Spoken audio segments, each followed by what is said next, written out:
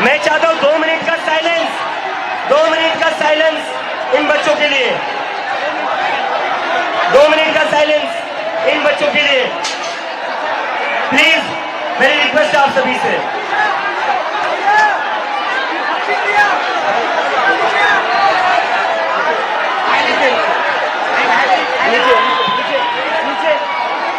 नीचे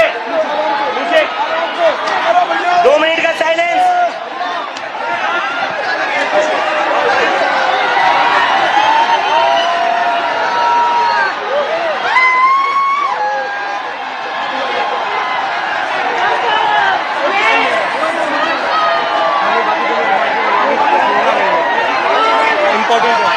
लेकिन भाई यार,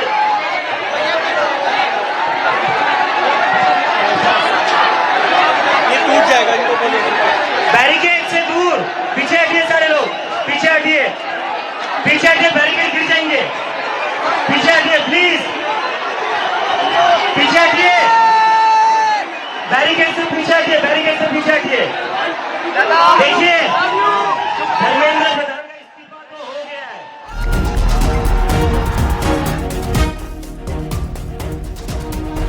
तो धर्मेंद्र प्रधान ने इस्तीफा दे दिया है और धर्मेंद्र प्रधान का एक पोस्ट जो सोशल मीडिया पर उन्होंने डाला है वो भी हम आपको दिखा रहे हैं, जिसके जरिए उन्होंने जानकारी दी है अपने इस्तीफे की। और इस पोस्ट में उन्होंने क्या लिखा है ये भी आपको बता देते हैं। उन्होंने लिखा है कि मेरे युवा साथियों, मैं पिछले 4 दशकों से ज्यादा समय से छात्र, शिक्षक और शिक्षा सुधार के लिए समर्पित रहा हूं। मेरा सदैव ये विश्वास रहा है कि एक सशक्त, समावेशी और दूरदर्शी शिक्षा व्यवस्था की सशक्त राष्ट्र की आधारशिला होती है। मैं देश के युवाओं की आकांक्षाओं, भावनाओं और उनकी न्यायोचित अपेक्षाओं का गहरा सम्मान करता हूं।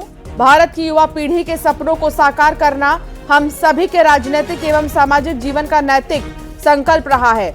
आदरणीय प्रधानमंत्री जी के दूरदर्शी नेतृत्व में राष्ट्र की सेवा करने का जो अवसर मुझे प्राप्त हुआ, उसके लिए मैं प्रधानमंत्री जी का आभार प्रकट करता हूं। किंतु 3 मई 2026 को हुई नीट यूजी की परीक्षा में सामने आई अनियमितता पाई गई।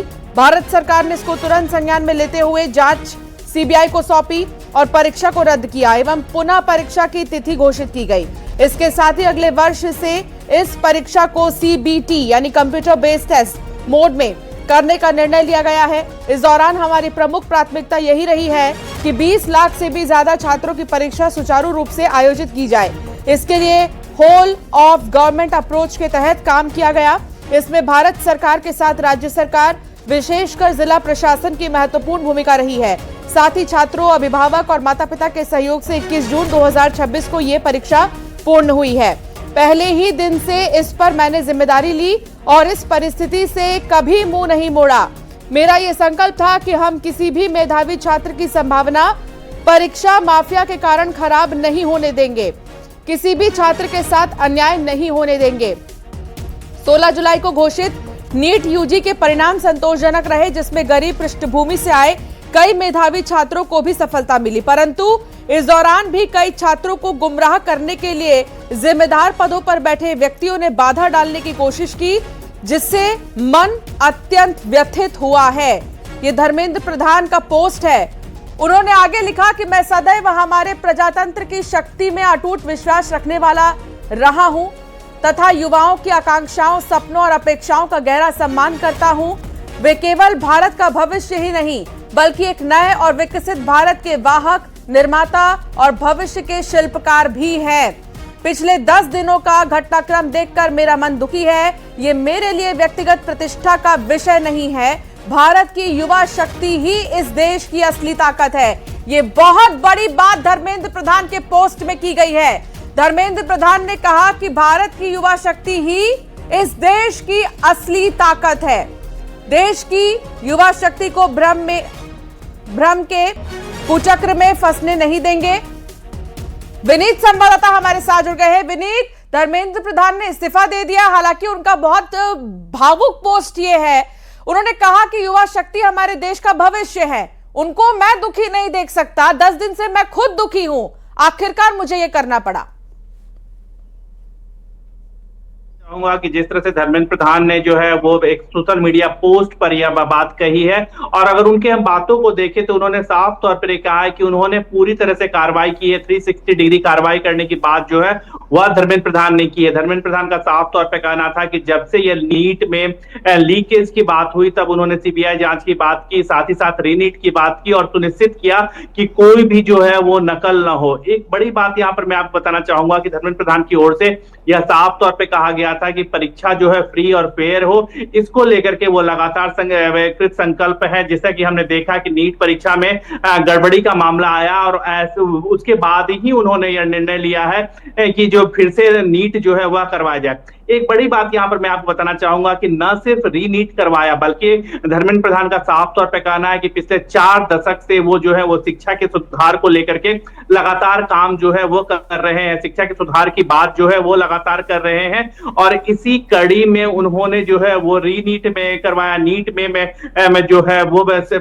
जो वर्नाकुलर लैंग्वेज है वहां पर उनको जो है वो इंट्रोड्यूस किया। साफ तौर पर धर्मेंद्र प्रधान का यह भी कहना है, जब हमारे उनसे बात हुई थी तब जब अनऑफिशियल बात होती है तब भी उन्होंने उनका साफ तौर पे कहना था कि वो निचले तबके के लोग को, हर एक तबके के लोग को जो है वह शिक्षा जो है वह पहुंचाई जा सके, उन तक शिक्षा पहुंचाई जा सके, इसको लेकर के लगातार वो कोशिश और प्रयास जो है वह करते रहे हैं। इसी की तरह हमने देखा कि न्यू एजुकेशन पॉलिसी जो है वह लाया गया था, उसमें उनकी महत्वपूर्ण भूमिका थी और न्यू एजुकेशन पॉलिसी को लागू किया गया। साफ तौर पर इसके साथ ही साथ एग्जाम जो है या शिक्षा की पढ़ाई जो है वह वर्नाकुलर लैंग्वेज में हो, प्रादेशिक भाषा में हो, इसकी भी उन्होंने कोशिश की। एग्जाम्स को जो है विभिन्न भाषाओं में करवाया जाए। जैसा कि हमने अभी देखा कि धर्मेंद्र प्रधान ने जब अपना पोस्ट लिखा था, भावुक पोस्ट लिखा था, उसमें उन्होंने यह बात में कही थी कि उनकी यह कोशिश थी कि जो आखिरी आदमी तक जो है वो गरीब बच्चे भी हैं जिनके पास संसाधन कम है, उन तक जो है उन तक शिक्षा पहुंचे और वे बच्चे भी अधिक से अधिक पढ़ाई में कर सके, वे बच्चे भी जो है वो नीट के एग्जाम में को क्वालिफाई कर सके, इसकी उन्होंने पूरी कोशिश की थी। और जहां पर भी गड़बड़ी ली उसकी जिम्मेदारी ली। उन्होंने यह भी साफ तौर पर कहा कि प्रजातंत्र है, लोकतंत्र है और लोकतंत्र में वो विश्वास करते हैं और इसी कड़ी में और उन्होंने बड़ी बात ये देखिए, धर्मेंद्र प्रधान जैसी शख्सियत जिनके प्रभारी रहते न जाने कितने ही चुनाव बीजेपी ने जीते हैं, और उससे भी बड़ी बात यह कि काफी जिम्मेदारी से, वाकई जो उन्होंने लिखा कि मैंने जिम्मेदारी से कभी मुंह नहीं मोड़ा। जैसे ही नीट पेपर लीक का मामला आया वो फट से प्रेस कॉन्फ्रेंस भी करने के लिए आए, उन्होंने बात भी रखा कि अगली बार से कैसे परीक्षाएं होंगी। उन्होंने ये भी कहा कि जिन लोगों ने यह हरकत की है उन्हें बख्शा नहीं जाएगा। देश के प्रधानमंत्री 2 बार आते हैं, सबके सामने वीडियो जारी करते हैं और यही बोल रहे हैं कि हमारी प्राथमिकता युवा है। और अब धर्मेंद्र प्रधान का इस्तीफा, हालांकि अब देखना होगा आगे क्या प्रोटेस्टर्स का रुख रहने वाला है। आशीष मेरे सहयोगी साथ जुड़ गए न्यूज रूम से। आशीष, धर्मेंद्र प्रधान ने इस्तीफा दे दिया है, 2 बड़ी बातें, वैसे तो उन्होंने 2 बड़े पोस्ट उन्होंने डाले हैं जो काफी भावुक भी है। उन्होंने कहा कि मैंने जिम्मेदारी से कभी मुंह नहीं मोड़ा और हमारे देश का भविष्य हमारे युवा है और मैं उन्हें दुखी नहीं देख सकता। तो ये दिखाता है ना कि प्रायोरिटी क्या है नेता के लिए। विषय मैं आपको बता दूं कि ये सिर्फ मनोभावों या मनोदशा की, ये देश के कानून व्यवस्था तक की स्थिति नहीं है।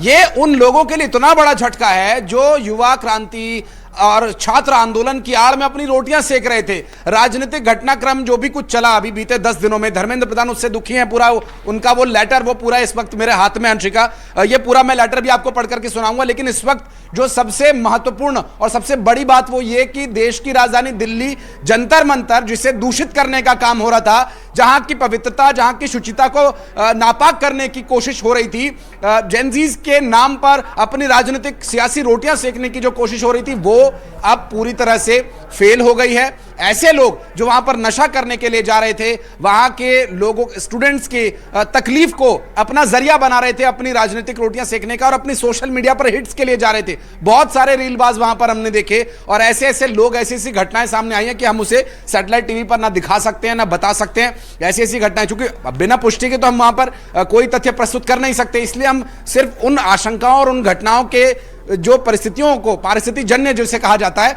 उनके बारे में अगर जिक्र करें तो धर्मेंद्र प्रधान का ये इस्तीफा नहीं है, ये पूरी कानून व्यवस्था को, दिल्ली के जंतर मंतर को, आंदोलन का जो एक, जिसे एक एक ऐसा तट कहा जा सकता है जहां से आंदोलन शुरू हुए और वो आंदोलन बहुत बड़े बड़े बदलाव लेकर आए। लेकिन ये जो कानून व्यवस्था पर एक तरह से उसे दबाने, कुचलने, मसलने की कोशिश की गई, भारत की जो शांति को भंग करने का प्रयास किया गया, धर्मेंद्र प्रधान का इस्तीफा उन लोगों की पूरी प्लानिंग पर एक तरह से पानी फेर देने जैसा है। और इस वक्त धर्मेंद्र प्रधान ने जो ये कदम उठाया, प्रधानमंत्री नरेंद्र मोदी को जो उन्होंने पत्र भेजा और उसमें जो भावनात्मक बातें उन्होंने कही हैं वो तो आपने अपने हमारे दर्शकों को बताई ही। लेकिन धर्मेंद्र प्रधान के इस इस्तीफे के बाद राजनीतिक घटनाक्रम और सियासी जो माइलेज लेने की कोशिश हो रही थी उन लोगों के लिए एक बहुत बड़ा झटका। अंशिका, बिल्कुल आप ठीक कह रहे हैं आशीष, उन लोगों के लिए ये झटका है जो लोग वहां पर अपनी राजनीतिक रोटियां सेक रहे थे। एक प्रोटेस्ट को प्रोटेस्ट का रूप देने की बजाय वहां पर अराजकता फैल रही थी।